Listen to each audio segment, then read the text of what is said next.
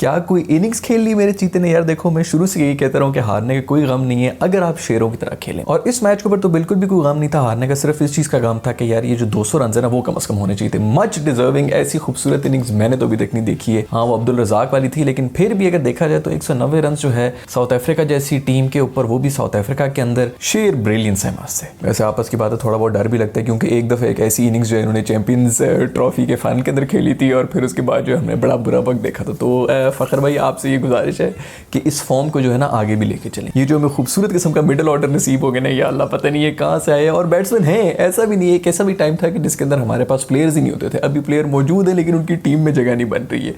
इस पे खैर मैं बाद में आऊँगा, लेकिन यार अगर थोड़ी सी भी उन्होंने फाइट की होती ना मिडिल ऑर्डर ने हमारे, तो ये मैच भी हम जीत जाते। तो एक बंदा 90s में खेल रहा है, बड़ा बेहतरीन किस्म का सेट हुआ है, बॉल उसको इतनी बड़ी नजर आ रही है, लेकिन हमारे जो आसिफ भाई है ना वो छक्के मारने में बिजी है। यार भाई तू, मैं किधर जाऊँ यार। वैसे आपस की बात है, हमारा ना मेंटल ब्लॉक है यार। जैसे वो रोज़े के अंदर पानी नहीं पी सकते ना, आपके दिमाग के अंदर बार बार आ रहा था। रमज़ान के बाद भी आप जो ना पानी पीते हुए डर रहे होते हैं कि यार कि मेरा रोज़ा ना टूट जाए।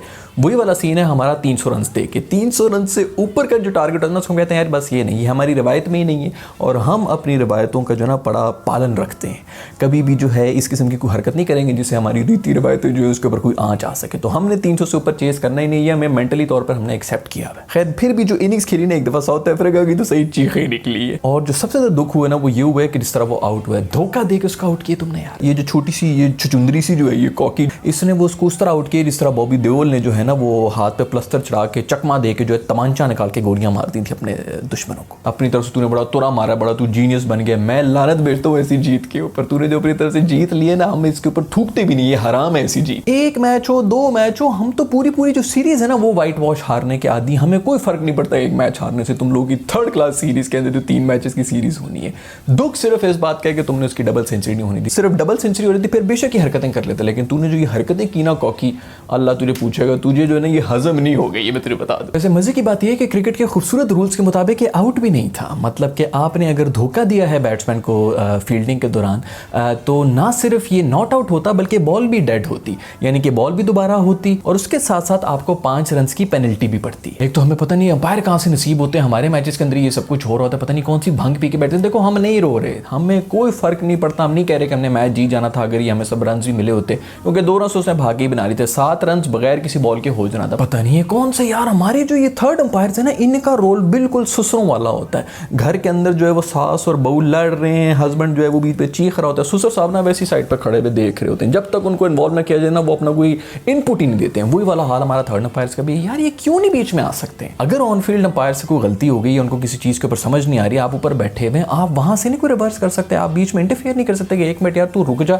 मेरा ख्याल में यहाँ पर जो बेईमानी होगी, पता नहीं यार ये कौन से रूल्स हैं, हम किस जमाने में अभी भी फंसे हैं। अभी वो पिछले दिनों जो है इन्होंने LBW अंपायर्स कॉल का कुछ चेंज किया, जिसके अंदर बेल्स का पता नहीं जो ऊपरा हिस्सा है वो भी अब इंक्लूडेड है, नीचे वाला नहीं है। यार आप सोचें कि वो बंदा जो क्रिकेट को नहीं देखता है या नया है क्रिकेट की दुनिया के अंदर, उसको आप ये रूल्स किस तरह समझाएंगे? अगर सीधा सीधा क्लिपिंग हो रही है तो आउट दे दो, मिसिंग हो रही है तो नॉट आउट दे दो। इतनी बड़ी साइंसों में क्यों पढ़ रहे हैं यार? दुनिया कहां से कहां पहुंच गई। हमने अगर किसी गोरे को या किसी फॉरनर को ये सिखानी हो ना गेम, तो हमारे मुंह पे जूता मार के जाएगा, तूने मुझे बेवकूफ समझा हुआ है। खैर मेरा सवाल तो कमेंटेटर से भी है कि कमेंटेटर्स क्यों इस सब चीजों को इतना ज्यादा ग्लोरीफाई करके दिखा रहे हैं, हंस रहे हैं, मजाक उड़ा रहे हैं कि इसने बड़ा बेहतरीन किस्म का चकमा दे दिया बैट्समैन को। कमेंटेटर्स का काम होता है कि जो ऑडियंस होती है ना उनको एजुकेट करें, उनको बताएं कि यार ये गलत हुआ है, ये सही हुआ है। अगर आपको नहीं पता तो कम से कम अपनी बकवास ही बंद करें। पीसीबी से गुजारिश है कि भाई ये जो हमारा मिडिल ऑर्डर है ना, उसके अंदर से सुपर हीरो आसिफ अली को निकाल के मोटी चर्बी वाले शर्जील को डाल दें, हमारा टॉप ऑर्डर स्ट्रॉन्ग कर लें। हमें और कुछ नहीं चाहिए। आपके टॉप ऑर्डर की 3-4 बंदे जो हैं वही सॉलिड किस्म के बैट्समैन हो, बस वही काफी। यार पिछले वनडे के अंदर भी यही हुआ था कि टॉप ऑर्डर ही चला था, उसके अंदर भी बाबर इमाम चले थे, उसके बाद जो है हम लेट चुके थे।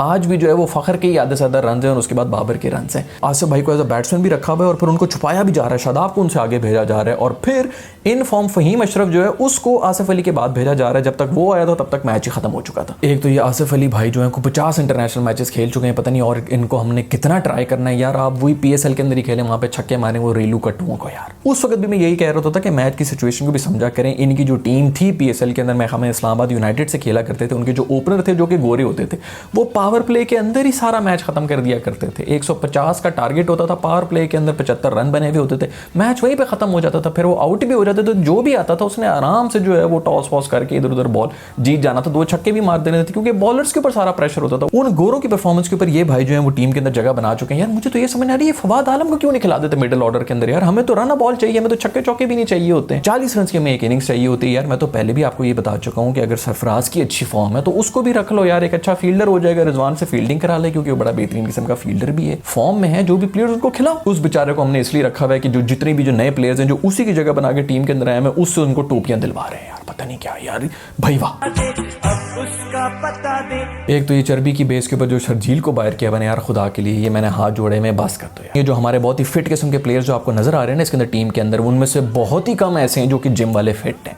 उनके जीन्स ही ऐसे, उनको चढ़ता ही नहीं है, वो जो मर्जी खा लें। हमारे हमेशा एक दोस्त होता है जो हर वक्त खा रहा होता है, पी रहा होता है, उसका मेटाबॉलिज्म इतना तेज होता है कि उसके ऊपर कुछ चढ़ ही नहीं रहा होता। एग्जैक्टली वही वाली फिटनेस है।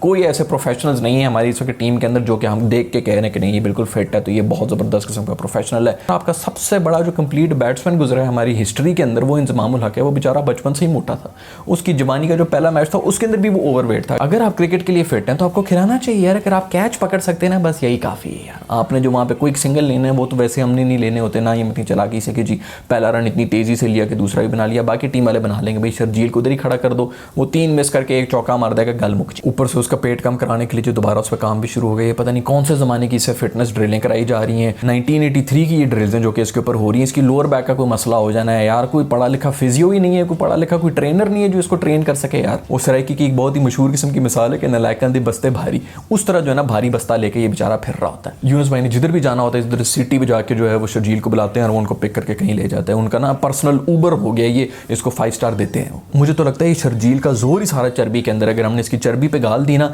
तो फिर इसमें कुछ भी नहीं बचेगा। वैसे यार तू भी शर्जील थोड़ा कम कर दे नान रोटी अपनी यार। मेरा ख्याल में पिछले PSL से तू डबल हुआ है इस दफा। एक तो इस बंदे के ऊपर भी जो हमारे लेजेंड्स हैं वो बातें कर लेते हैं, मेरा तो दिमाग घूम जाता है यार। 70 के ऊपर 1-2 आउट थे, ये आउट हुए और उसके बाद 90 के ऊपर हमारे 4 आउट हो गए थे। उस दिन जो है मेरे ख्याल में 180 के ऊपर ही आउट हुआ था और 200 तक जो है हमारे फिर 4 अगले आउट हो चुके थे यार। फिर भी हम लोग जो है कंप्लेन करते हैं कि इसको जो है मैच फिनिश करना चाहिए था। ये 3 बंदों की क्या क्रिकेट होती है, सिर्फ टॉप 3 नहीं सब कुछ चेस करना होता है। जो बाकी टीम वाले होते हैं वो क्या वहाँ पर नान को रोटी में डुबो के खाने के लिए गए हैं। इधर बाबर ने सेंचुरी मारी, उधर हमारे जो लेजेंड्स हैं ना उनका स्टैंडर्ड फौरन जो है वो यहाँ से यहाँ पे पहुंच जाता है। बाकी टीम आपकी जो है वो -3 के ऊपर खेल रही है, ये बेचारा 70 लेवल के ऊपर खेल रहा है, लेकिन फिर भी हम उसमें से कीड़े निकाल रहे होते हैं। जितने हमारे लेजेंड्स हैं ना इनके 70% रिकॉर्ड या इनका 70% जो करियर है वो है ही होम कंडीशंस के ऊपर। जिसके ऊपर गोरे जब आते थे तो वो धूप और गर्मी की वजह से ना पागल हुए थे, बुखलाए हुए होते थे और ये लोग बड़े उन पर चढ़े हुए होते थे। आधे स्टैट्स तो इनके मौसम की वजह से जो कि गोरों से मैनेज ही नहीं होता था। और फिर जो है ये बड़े शेर भी बने होते हैं कि बाबर को यूं करना चाहिए, वो करना चाहिए। भाई तो अपनी औकात देख टीम की यार। फास्टेस्ट 13 सेंचुरीज बना चुका है ये बंदा। और दूसरी बात ये कि बहुत से हमारे जो फॉरनर्स हैं वो ये कहते रहते हैं कि इसने कोई बड़ी टीम के खिलाफ जो है वो इतने बड़े स्कोर नहीं किए। तो मेरी जान, ऑस्ट्रेलिया के अंदर ऑस्ट्रेलिया के खिलाफ सेंचुरी मार ली है, साउथ अफ्रीका में साउथ अफ्रीका के खिलाफ सेंचुरी मार ली है, इंग्लैंड में इंग्लैंड के खिलाफ सेंचुरी मार ली है, न्यूजीलैंड के पेस अटैक को इंग्लैंड की कंडीशंस के अंदर वर्ल्ड कप प्रेशर के अंदर सेंचुरी मार ली है। और यार ये कौन वो जो तुम्हारा जादू है उसके साथ मैच खेलेगा, उनको कहीं सेंचुरी मारेगा तो तब इसको माना जाएगा और किधर जाके ये सेंचुरी मारे।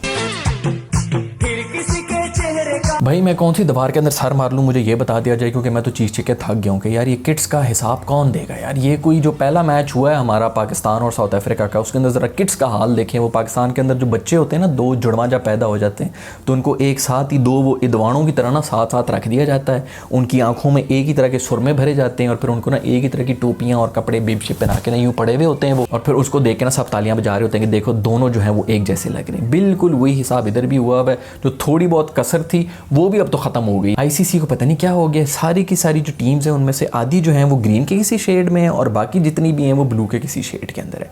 वो तो अल्लाह का शुक्र है कि मैं वो सीरीज़ देख रहा था इंडिया की और इंग्लैंड की, उसके अंदर इंडिया ने अपनी किट का रंग बदल दिया है। कुछ पता तो चल रहा था कि 2 अलग अलग टीमें खेल रही हैं। इस दफ़ा ये जो सेकंड ODI था उसके अंदर अल्लाह का शुक्र है थोड़ा सा लग रहा था कि यार पाकिस्तानी टीम जो है वो फूड पांडा के डिलीवरी बॉयज़ के साथ खेल रही है, वरना पहले वाला मैच जो था उसके अंदर तो कुछ समझ नहीं आई कि कौन किसके साथ खेल रहा है।